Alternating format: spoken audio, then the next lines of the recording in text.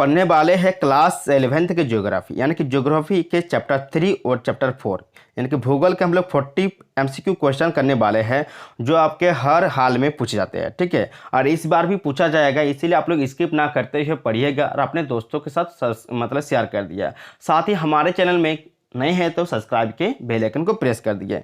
तो चलिए हम लोग ऑब्जेक्टिव टाइप जितने भी प्रश्न हैं चैप्टर 3 और चैप्टर 4 से सारे को देखते हैं, क्योंकि समय ही आप लोग के पास बहुत ही कम है, तो बिना स्किप करते हुए पढ़िएगा। साथ ही क्या कीजिए, सब्सक्राइब के बेल आइकन को प्रेस कर दीजिए। देखिए यहाँ पर पहला क्वेश्चन क्या है कि निम्नांकित में से कौन भूगर्भ की जानकारी का प्रतिशत साधन, यहाँ पर पृथ्वी की आंतरिक संरचना जो है उससे हम लोग क्वेश्चन को करेंगे। तो पहला क्वेश्चन है कि निम्नांकित में से कौन भूगर्भ की जानकारी का प्रतिशत साधन है, तो ज्वालामुखी जो है एक प्रतिशत साधन है। ठीक है, याद रखिएगा।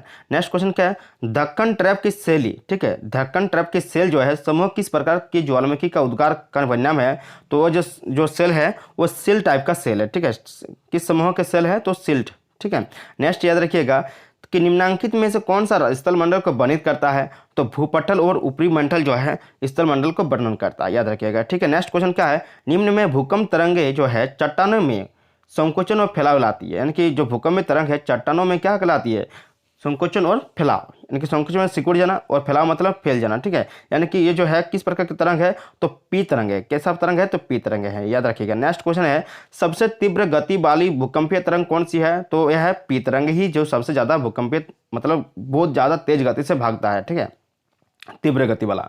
नेक्स्ट याद रखिएगा, निम्नांकित में से कौन सा सक्रिय ज्वालामुखी है, देखिए स्ट्रोम्बोली जो है ये सक्रिय ज्वालामुखी, यानी कि सक्रिय मतलब क्या, अभी भी वह उससे आग निकल रहा है, ज्वाला निकल रहा है। ठीक है, मलबा निकल रहा है।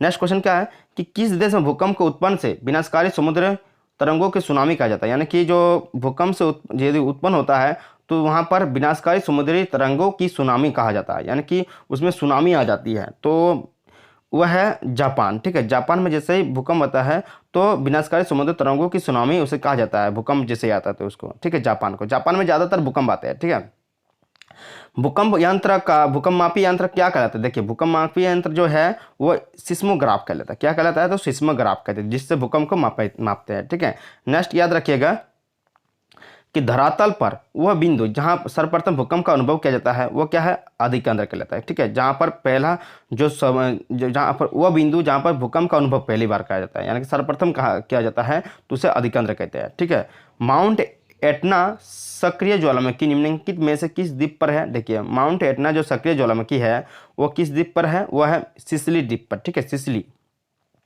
नेक्स्ट याद रखिएगा, भूतल पर सबसे घातक लहरें कहलाती है, तो भूतल पर सबसे घातक लहरें एल लहरें कहलाते हैं। ठीक है, एल लहरें।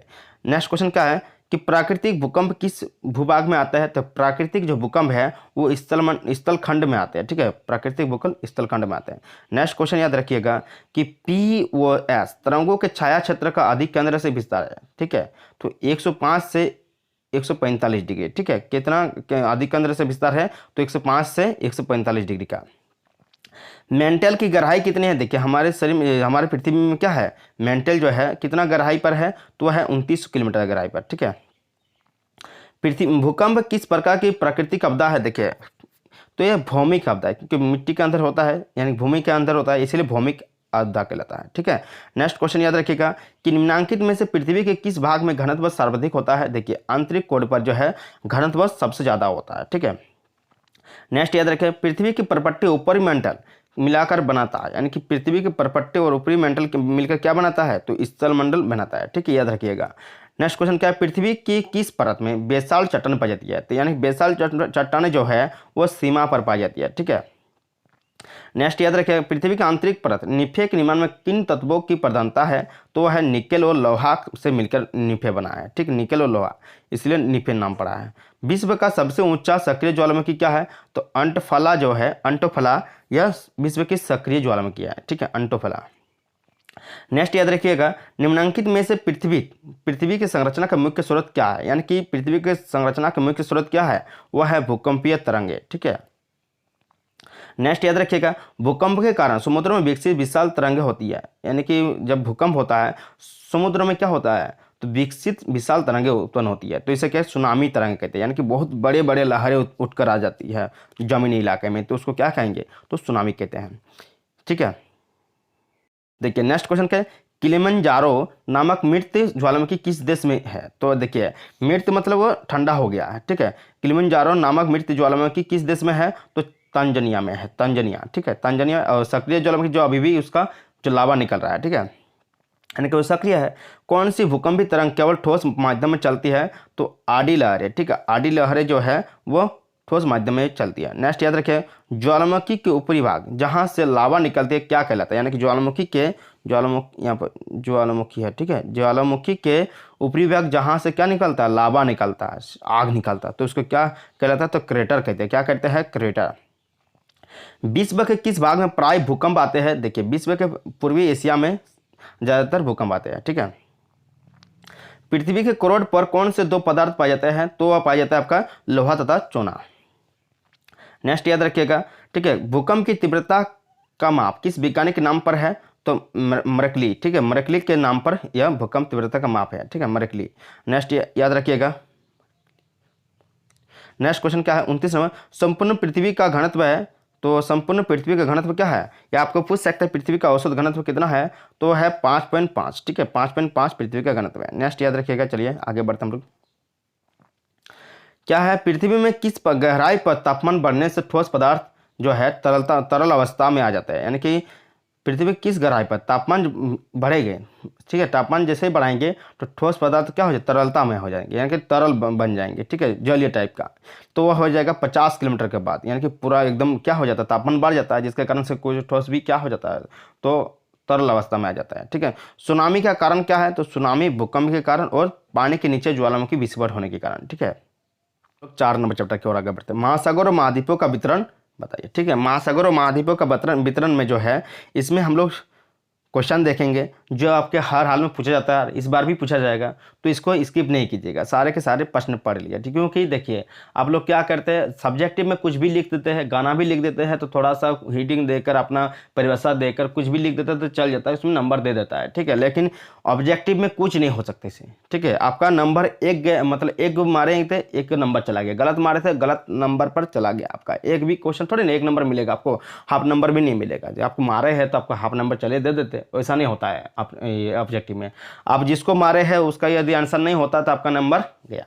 यानी कि आपको ध्यान लगाकर पढ़ना है, साथ ही क्या करना है, अपने दोस्तों के साथ शेयर करना है। तो चलिए स्टार्ट करते हैं, ठीक है। एक नंबर मतलब एक भी क्वेश्चन नहीं छोड़िएगा, एक बार से नहीं हो तो 2 बार पढ़ लीजिए, ठीक है।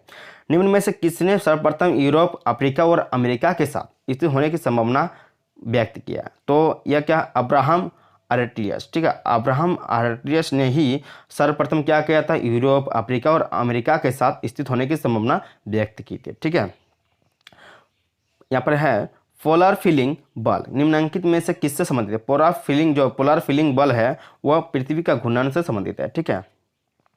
नेक्स्ट याद रखिएगा, इनमें से कौन से लघु प्लेट नहीं है, यानी कि लघु प्लेट जो है अंटार्कटिका नहीं है, ठीक है।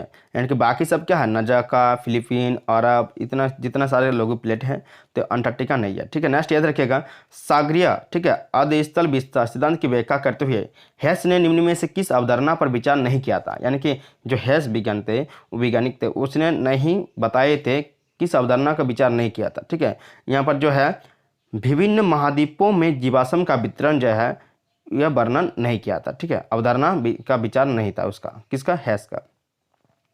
नेक्स्ट याद रखिएगा, हिमालय पर्वतों के साथ भारतीय प्लेट की सीमा किस तरह की प्लेट सीमा है, तो देखिए हिमालय जो पर्वत है और भारतीय प्लेट जो है किस प्रकार की प्लेट है, तो महाद्वीपीय अभिसरण, ठीक है, महाद्वीपीय अभिसरण प्लेट है, ठीक है। नेक्स्ट क्वेश्चन क्या है, ऑस्ट्रेलिया अंटार्कटिका से कब अलग हुआ था, ऑस्ट्रेलिया जो है अंटार्कटिका से कब अलग हुआ था, तो इयोसीन काल में अलग हुआ था। नेक्स्ट याद रखिएगा, प्रशांत महासागर के दक्षिण पूर्व में स्थित प्लेट को क्या कहलाता है, यानी कि दो प्रशांत महासागर में जो है दक्षिण पूर्व स्थित प्लेट उसको क्या कहते हैं, तो उसको नजाका प्लेट कहते हैं। क्या प्लेट, नजाका प्लेट।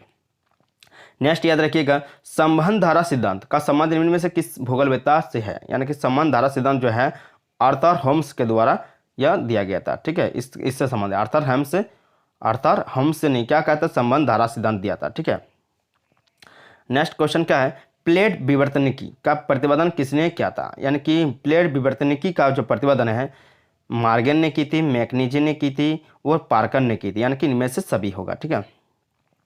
वेगनर के अनुसार निम्न में से कौन से एक बल महाद्वीपीय विस्थापन के लिए उत्तरदायी है? तो महाद्वीपीय विस्थापन के लिए उत्तरदायी है ज्वारीय बल, जो है महाद्वीपीय विस्थापन के लिए उत्तरदायी है। ठीक है, नेक्स्ट क्वेश्चन, चले आगे बढ़ते हैं हम लोग।